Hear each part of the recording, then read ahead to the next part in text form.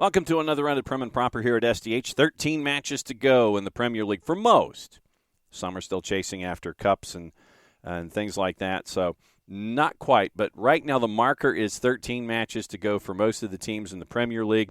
We'll let you know what's going on top of the table to get you through the sound of the week and get you prepared for the matchups that are coming up this weekend. FA Cup was going on in the midweek, and Blackburn knocked out Leicester City. Brendan Rodgers was asked about his club's mentality after the loss as they head into the home third of the season in the Premier League, courtesy of Leicester, their own selves. It's a disappointing result for us at home.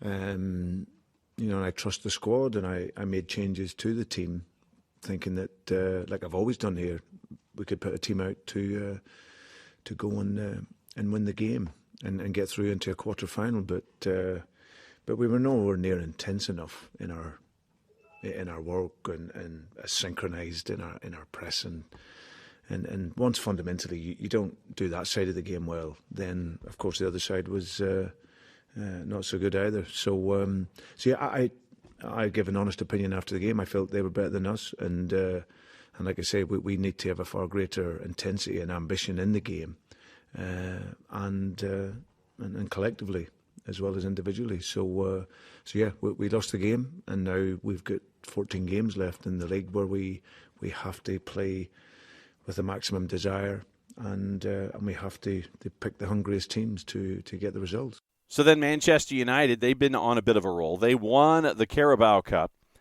and now they are chasing after the quadruple. Sure they are. And Erik ten Hag was asked about chasing after the quadruple by our friends at Sky Sports. I know we are not talking about that. We are talking about next game, and it's a big game, and it's a good game. It's really excited to play that game. But that's what you'll tell me. But they must be in the back of their minds. They must be thinking, hang on a minute, we've already got one in the bag. We're through to the quarterfinals of the FA Cup. We're doing well in Europe. And hang on a minute, we might squeak into the top two, let alone win the title. That's for dreamers. That's for fans. It's nice, but it's not for us. And the players know that they are so experienced. They don't get distracted from beautiful dreams. So maybe you can dream, but we don't. Football Show had a couple of interesting elements in it this past week. Everton struggling at the bottom of the table. Would they rue the fact that there were no signings, especially up top? Haley McQueen led the coverage on the Football Show. How much did they need a striker in January? How much will they be kicking themselves? Well, I know a lot of the Evertonians look at that window and think, we've absolutely missed the trick. And getting a striker or getting some firepower, that's what's been missing. You lose Richarlison. Richarlison was in double figures at Everton, and you lose those goals. Where's the goals going to come from? I think Sean Dyche might have to become the second manager in Premier League history to keep a team up with the worst goals record. Wow. Because, they just lack firepower. You talked about, as I say, Dominic Calvert-Lewin and his fitness as well. What's it going to take for them to try and rescue themselves? Is it just that and the key to making sure that Calvert-Lewin has a key role and almost wrapping him up in cotton wool? Well, the problem is you can't wrap Dominic Calvert-Lewin up in cotton wool. Dominic Calvert-Lewin played against Arsenal. He played very well against Arsenal, but that's where he picked his injury up. So there's only so much you can do by wrapping him in cotton wool. He's got to get out there and play. That's been the big problem. So Neil Maupay is a good player. I think he needs to play with somebody who's bigger. He needs somebody to tandem with. And that's why I'd go with two up top, get your noses in front, and then you could shut the shop up and do all that kind of thing. But if you don't beat teams, Haley, you're in a world of trouble. And I think, under Sean Dyche, they can keep it as tight as they want, but if they don't score the goals, you're going to be in problems. Yeah. How big are the problems then? Do you see them just escaping? Yes. I think it's going to be another great escape for Everton. I like what Sean Dyche is doing. You could see he's gone back to basics. He makes them difficult to beat, difficult to break down. And at times yesterday, they had some really good breaks. But when you have those moments in your breaks, you've got to score. So then once again on the football show, Haley McQueen asked around and was wondering about Chelsea's struggles. They broke them down with fancy graphics on a TV screen courtesy of our friends at Sky Sports News. It's crazy. I look at the team. I look at the quality of players. I look at Aubameyang being there as well, and he's coming on the pitch for like 7-8 minutes. You know, and the team have been struggling for goals. Raheem Sterling, we know he scored 20-odd goals a season for a number of years at Manchester City. The key is the balance. You've got to get the balance right, and unfortunately, they just haven't been able to do that. Graham Potter needs to find a way. They've got to get some wins just to calm the jets of the fans a little bit. But I think it's crucial that they find a key at the top end of the pitch. But what about playing the players that were brought in? You look at Mudryk, who you'd have just thought would be starting every game, perhaps, particularly in the Premier League. Are you surprised about that? Yes and no. Am I surprised he's not starting? Yes, I can say that, because when he shelled that type of money out, you'd think, you know, he's going to be playing. But he's still he's a relative novice when it comes to high-level football. And, you know, being at Chelsea, they've got that much quality that if you're not doing it, the manager's going to change it. And speaking of Chelsea, wither the story of Raheem Sterling. Is he happy? Is he not? Here's your answer, at least through social media, once again through our friends at Sky Sports. Welcome back. You're watching Sky Sports News. Just a bit of news reaching us with regards to Raheem Sterling, and his representatives have dismissed reports, basically, that Sterling has ever been unhappy at Chelsea. We're told that Sterling is totally committed to the club. He's fully embraced and bought into the vision of the club's owners and coaching staff as well, and that he really wants to be part of this new-look Chelsea, which is being built, of course, as we can see, for many seasons to come by buying a number of young players on long-term deals, of course. He knows that he's part of a rebuild which is going to take time and patience from everybody. Our recent reports had linked him with a summer move to Arsenal.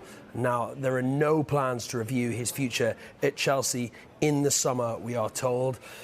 In fact, he's happy at Chelsea, and Chelsea, we're also told, are very happy with him. As you know, Chelsea signed Raheem Sterling from Manchester City for £50 million last July. So, news reaching us now that Sterling, more than happy at Chelsea, wants to be a big part of the new-look Chelsea rebuild going forward in the Premier League. And with Manchester United, with Marcus Rashford being one of the hottest players in the league when it comes to scoring, what about the role of Wout Weghorst? Question was asked. Here's your answer on the football show. I think you would be taking away from Marcus Rashford if you ask him to do that. Whereas you can see the freedom he has on the left when he's got a Weghorst that's going to do that work, open up the space. The example in the final, you know, it's Weghorst that does the work. It's Rashford who then gets in behind and scores the goal, albeit by a deflection. And I think it'd be interesting to know how he feels, actually, Marcus Rashford, where he feels his best position and where he feels most comfortable. I'd be amazed if he said down the middle. So what you're saying is you have to be, because always it used to be strikers, they're selfish. They're just about scoring goals. Absolutely. But what you're saying is a number 9 now actually has to be one of the most selfless players on the pitch then. I mean, obviously you're still going to be judged on your goals, so you've still got to make sure you're getting in the right areas. And Weghorst has had chances to score, just not taken them. But yeah, I do. I think it's a much more selfless role than it ever used to be. We were so greedy, certainly in my time as a professional. I felt like all strikers, it was about maybe the odd one or two, but most of us, it was about us. Everything had to be towards us. And I think now, as that number 9 role, you've got to do so many different things. You've got to hold the ball up. You've got to run in behind. You've got to drop deep. You've got to defend. You've got to chase 2 centre-backs, 3 centre-backs on your own. I think there's a lot of work there for a number 9, which is why I'm glad I've retired. Yeah. All right, let's go back and take you through the last week and a half and get you prepped for what's going on here in the weekend in the Premier League. So going back, and like I said, we'll go back over a week and a half because of the matches that happened in the midweek that kind of helped push things back a little bit. Remember, Liverpool knocked off Wolves by the score of 2-0. Arsenal put 4 on Everton at a minus 312. Martinelli with the brace. Back on the 26th, Monday Night Football, Spurs over Chelsea by the score of 2-0 at a plus 195. Back on the 25th, Crystal Palace and Everton was your late game. Goalless draw to plus 305. A lot of questions at the time were being asked of Liverpool. Manchester City out to an early lead. Clearly better than Bournemouth on the day at a minus 286, winning at 4-1. 10 o'clock starts back on the 25th. Villa beats Everton by the score of 2-0 to plus 198. They were a dog heading into Everton. Leeds, big win over Southampton in a relegation 6-pointer. Leeds wins at 1-0 at a minus 104 at Ellen Road. Arsenal beats Leicester by the score of 1-0 at a minus 172 at the King Power. West Ham 4-0 over Nottingham Forest. When Nottingham Forest wins, they win, and they're gut checks. When they lose, sometimes, more often than not, they are blowouts. Really hurts them in their goal difference. Could hurt them, and something to keep an eye on as we go here further down the line. So Nottingham Forest loses to West Ham by the score of 4-0 at a minus 141. Started off back on the 24th with Monday Night Football, Fulham and Wolves. Tied at ones at a plus 219. So that sets up the table and where we are right now in the Premier League. Once again, we mention Arsenal. A lot of these teams have 25 matches played. If they haven't, for one reason or another, we'll let you know. Arsenal, 5 points clear. Manchester City, 13 matches to go. Manchester United, 1 match in hand, 49 points. They're in the third European spot. Spurs, 25 matches played, 13 to go. They're at 45 points. They've won 4 of 5. Newcastle right now in the 5 spot. They've drawn 3 of their last 4. They have 41 points, but they've also only played 23 matches, so there's some wiggle room there if they're trying to catch Tottenham. Liverpool in 6th. They've won 3 of 4, unbeaten in 4. They're at 39 points ahead of Fulham on goal difference, plus 12 to plus 5. Brighton is in 8th. A little bit of work to do, but they've only played 22 matches. 35 points. They've hit each column in their last 3, and they are at a plus 10. Brentford is also at 35 points. They're unbeaten in their last 5. They've drawn 11 of their 23 matches this year, goal difference of plus 7. Chelsea's in 10th at 31 points. They've lost 2 in a row, and they are ahead of Villa on goal difference, minus 2 to minus 8. They've only played 24. Crystal Palace has played 24. They're at 27 points. This starts that third group that we always talk about. Crystal Palace is in 12th, 27 points, 24 matches. They've drawn 3 in a row, 4 of 5. Forest, 25 points. Goal difference is a minus 24. Something to keep an eye on. They're at 25 points. They're in 13th. They've lost 2 of 3. Leicester at 24 points. They've lost 2 in a row.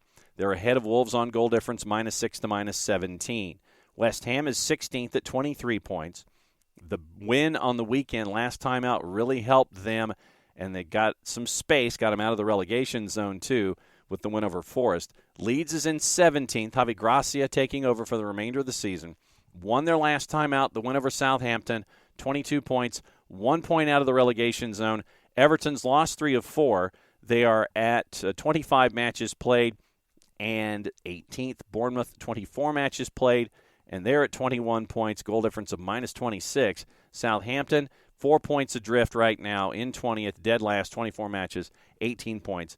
They've lost 4 of 5. So that sets you up for the weekend and what to anticipate here.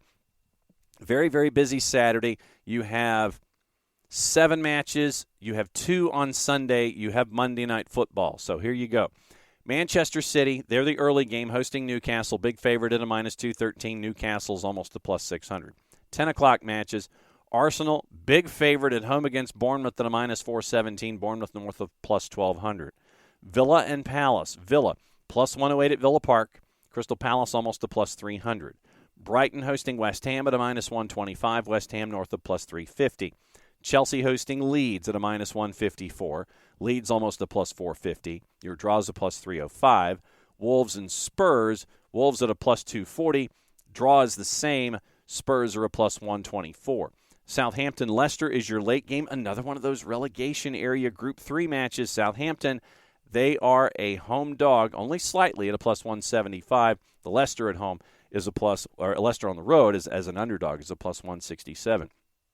2 matches on your Sunday, 9 o'clock.